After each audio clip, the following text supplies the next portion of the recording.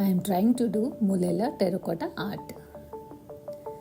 The clay I am mixing with wood powder. If you mix the wood powder, it won't break. In this clay, for mixing, I added some Fevicol also. Because I am doing on top of canvas, that's why. After mixing, keep it like that 2 days.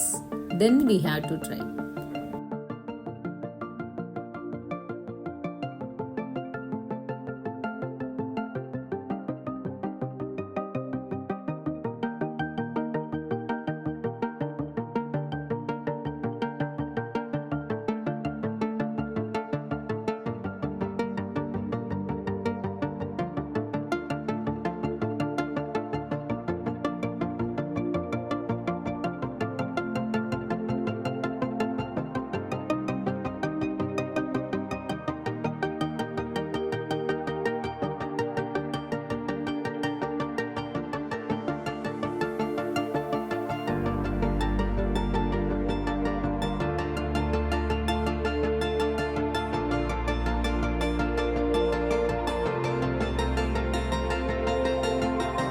I am making some designs with using a sketch pen cap.